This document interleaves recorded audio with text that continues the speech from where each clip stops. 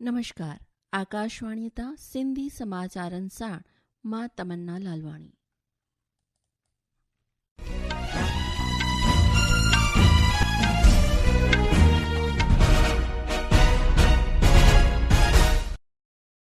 सभा खां अॻु अहम सुर्खियूं। प्रधानमंत्री नरेंद्र मोदी ऐं मलेशिया जे प्रधानमंत्री अनवर इब्राहिम विच में कुआलालंपुर में गुफ्तगू जारी। वापार, आर्थिक सहकार, रणनीतिक जुड़ाव ऐं उभरंदड़ खिता एजेंडा में सभ खां मथ बड़ो। वाणिज्य ऐं उद्योग मंत्री पीयूष गोयल चयो, भारत अमेरिका अंतरिम वापार समझौतो बेरियाव न्याव सां ठह कंदड़ ऐं तवाज़न आहे, तोड़े हारियुनि जी दिलचस्पियुनि जी सलामतीअ जी करे थो ख़ातिरी। गृह वज़ीर अमित शाह छत्तीसगढ़ जे रायपुर में वामपंथी अलगाववाद ते ऊच सतही सलामती जाइज़ा बैठक जी सिदारत कंदो। सेशल्स जो राष्ट्रपति पैट्रिक हरमनी 5 ॾींहनि जे दौरे ते काल्ह मुंबई पहुतो आहे। ऐं क्रिकेट में भारत काल्ह मुंबईअ जे वानखेड़े स्टेडियम में खेॾियल T20 विश्व कप जे 10 मैच में अमेरिका खे 29 रन्सुनि तां शिकस्त ॾिनी। ख़बरूं तफ़सीलवार ॿुधंदा।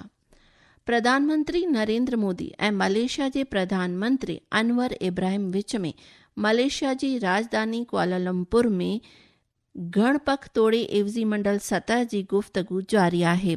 इन खां अॻु प्रधानमंत्री दफ़्तर पहुचण ते श्री मोदीअ जो दस्तूरी ख़ैरमक़दम कयो वियो। गुफ़्तगूअ दौरान वापार, आर्थिक सहकार, रणनीतिक जुड़ाव ऐं उभरंदड़ खिते जे मुदे ते ख़ासि ध्यानु मर्कोज़ कयो वियो आहे। ॿई पख वसीअ रणनीतिक हिसेदारी जे तहत थियल तरक़ीअ जो जाइज़ो बि वठंदा। ॿिन्ही मुल्कनि जे प्रधानमंत्रियुनि काल्ह भारतीय प्रवासी बिरादरीअ लाइ मुंतज़िम कार्यक्रम में चयो त हू बाहिमी पख संबंधनि खे तमामु घणो अहमियत ॾियनि था ऐं सभिनी खेत्रनि में सहकार खे अञा वधाइण लाइ वचनबद्ध आहिनि। अॼु जी चर्चा जो मक़सदु नवनि खेत्रनि जी सुञाणप करणु आहे। इन्हनि बैठकुनि दौरान केतिरनि ई समझौतनि जे मसौदनि ते दस्तख़त थियण जी उमेद आहे ऐं ॿई पख अॼु बैदि में प्रेस बयान जारी करे गुफ़्तगूअ जे नतीजनि जी ॼाण ॾींदा। एक रिपोर्ट। आज के कार्यक्रमों के तहत प्रधानमंत्री मोदी मुख्य कार्यकारी अधिकारियों और उद्योग जगत के लोगों से बातचीत करेंगे ताकि दोनों देशों के बीच व्यापार, निवेश और आर्थिक संबंधों को और मजबूती दी जा सके। इसके अलावा वे INA के पूर्व सैनिकों और मलेशिया के गणमान्य व्यक्तियों से भी मुलाकात करेंगे, जिसके बाद वे अपनी यात्रा समाप्त कर भारत के लिए रवाना होंगे। दुर्गेश भदौरिया, आकाशवाणी समाचार, Kuala Lumpur.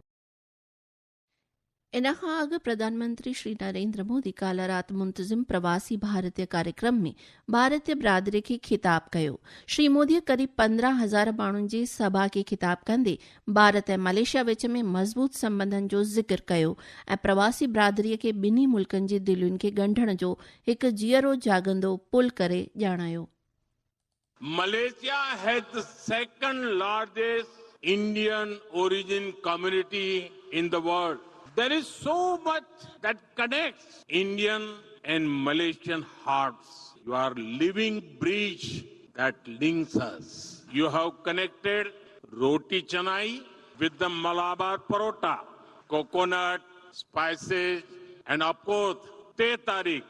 The flavors feel so familiar, whether it is in Kuala Lumpur or Kochi. We understand each other so well. Shri मोदीअ आर्थिक सहकार ते बल ॾींदे चयो त 100 खां वधीक भारतीय IT कंपनियूं मलेशिया में कमु करे रहियूं आहिनि, जंहिंसां हज़ारनि जे तादाद में रोज़गार जा वज सिरजण थी रहिया आहिनि। मौक़े ते हुन पधिराई कई त भारत जो डिजिटल पेमेंट प्लेटफॉर्म UPI जल्द ई मलेशिया में लॉन्च कयो वेंदो। Over 100 Indian IT companies operate in Malaysia, generating thousands of jobs.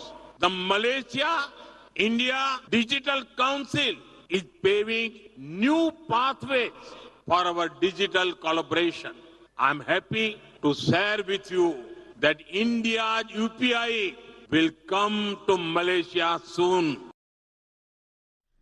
प्रवासी भारतीयुनि लाइ शुरू कयल मुख्य पहलुनि जी पधिराई कंदे प्रधानमंत्रीअ चयो त overseas citizen of India card जी सहूलियत 6हीं पीढ़ीअ ताईं वधाई वई आहे।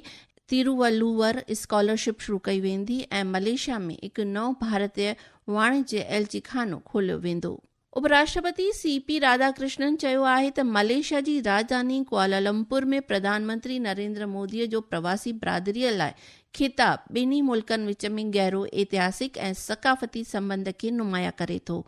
हिकु सोशल मीडिया पोस्ट में हुन चयो त प्रवासी बिरादरी ॿिन्ही मुल्कनि विच में हिकु जीअरो जाॻंदो रूप में अहम भूमिका निभाए रहियो आहे। ही ख़बरूं अव्हीं आकाशवाणी तां ॿुधी रहिया आहियो। वधीक ख़बरुनि जी तफ़सील लाइ तव्हीं असांजी वेबसाइट news.air.gov.in खे फॉलो करे सघो था। सेशल्स जो राष्ट्रपति पैट्रिक हरमनी पंहिंजी ज़ाल वेरोनिक हरमनी साण 5 ॾींहनि जे दौरे ते काल्ह मुंबई पहुतो। इन मरकज़ी वज़ीर सर्बानंद सोनोवाल सां मुलाक़ात कई ऐं भारतीय उद्योग परिसंघ CII द्वारा मुंतज़िम भारत सेशल्स वापार गोलमेज़ सम्मेलन में हिसो वरितो।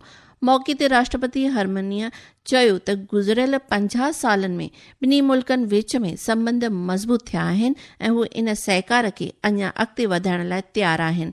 उन चयो त हिन जो मुल्क विश्व जे चौथीं सभ खां वॾी अर्थव्यवस्था जे रूप में भारत जो सम्मान करे थो। वाणिज्य उद्योग मंत्री पीयूष गोयल चयो आहे त भारत अमेरिका अंतरिम वापार करार बेरियाव न्याय सां वास्तेदार ऐं तवाज़न आहे, तोड़े किसाननि जी दिलचस्पियुनि जी ख़ासि हिफ़ाज़त जी ख़ातिरी करे थो। हुन चयो त भारत में जोगे तइदाद में कणिक, चांवर, खंड, सोयाबीन समेत ज़रई ऐं खीर उत्पादन तोड़े मच्छी पालन शामिल आहिनि, जिन खे ढल रियायतुनि खां पासीरो रखियो वियो आहे। श्री गोयल चयो त हिन करार जो मक़सदु रवानगीअ खे हिमथाइण, रोज़गार सिरजण ऐं देश खे साल 2047 जे विकसित भारत जे मक़सद तरफ़ वठी वञण में मददगार थींदो। राष्ट्रीय स्वयंसेवक संघ RSS मुख्य मोहन भागवत चयो आहे त हिंदू हिकु इस्म कोन्हे पर हिकु इस्म सुफ़त आहे। मुंबई में काल्ह संघ जी शताब्दी समारोह में हुन चयो त हिंदू सकाफ़ती ऐं साबियातिक आधारता रखे थो ऐं सुञाणप रखे थो। हुन चयो त भारत में सभई नागरिक पंहिंजे जारी धर्म खां जुदा हिक ई वंश ऐं सकाफ़ती वरसे खे वंडनि था। हुन चयो त हिंदू लफ़्ज़ खे थापियल सुञाणप में नथो ॾिठो वञे, बल्कि इहो भारत जी सकाफ़त सां जुड़ियल माण्हुनि लाइ हिकु वसीअ ख़ासियत आहे, जंहिंमें ज़मीन ते फ़ख़ुर, उन जी सकाफ़त जी सारा ऐं वॾड़नि जी वंडियल गौरव गाथा शामिल आहे। गृह मंत्री अमित शाह छत्तीसगढ़ जे 3 ॾींहनि जे दौरे ते काल्ह शाम रायपुर पहुतो। हिन दौरान हू राज्य में अंदरूनी सलामती ऐं विकास सां जुड़ियल जुदा जुदा कार्यक्रम में हिसो वठंदो। गृह वज़ीर अॼु रायपुर में वामपंथी अलगाववाद ते हिकु उच्च सतह सलामती जाइज़ा बैठक जी सिदारत कंदो, जंहिंमें मरकज़ी ऐं राज्य सरकारुनि जे बाला अमलदारनि साण सलामती एजेंसियुनि जा एवज़ी पिणु शामिल थींदा। बैद में श्री शाह छत्तीसगढ़ @25 नज़रिया बदलना उनवान वारे मुल्की सम्मेलन में मुख्य महिमान तौर शामिल थींदो। क्रिकेट में भारत काल्ह मुंबईअ जे वानखेड़े स्टेडियम में खेॾियल T20 विश्व कप में टीम मैच में अमेरिका खे 29 रन्सुनि तां शिकस्त कई आहे। भारत पारां ॾिनल 162 रन्सुनि जे मक़सद जो पीछो कंदे अमेरिका तइ 20 ओवरनि में 8 विकेटनि जे नुक़सान ते 132 रन्सूं ई जोड़े सघियो। आख़िर में अहम सुर्खियुनि ते विझंदासीं वरी नज़र। प्रधानमंत्री नरेंद्र मोदी ऐं मलेशिया जे प्रधानमंत्री अनवर इब्राहिम विच में कुआलालंपुर में गुफ्तगू जारी। वापार, आर्थिक सहकार, रणनीतिक जुड़ाव ऐं उभरंदड़ खिता एजेंडा में सभ खां मथवरो। वाणिज्य उद्योग मंत्री पीयूष गोयल चयो भारत अमेरिका अंतरिम वापार समझौतो बेरियाव न्याय सां ठेकंदड़ ऐं तवाज़न आहे, तोड़े हारियुनि जे दिलचस्पियुनि जी सलामती जी ख़ातिरी करे थो। गृह वज़ीर अमित शाह छत्तीसगढ़ जे रायपुर में वामपंथी अलगाववाद ते उच्च सतही सलामती जाइज़ा बैठक जी सिदारत कंदो। सेशल्स जो राष्ट्रपति पैट्रिक हरमनी 5 ॾींहनि जे दौरे ते काल्ह मुंबई पहुतो ऐं क्रिकेट में भारत काल्ह मुंबई जे वानखेड़े स्टेडियम में खेॾियल T20 विश्व कप जे 10 मैच में अमेरिका खे 29 रन्सुनि तां शिकस्त ॾिनी। आकाशवाणी तां सिंधी समाचारनि जो इहो अंक ते समाप्त थियो। नमस्ते।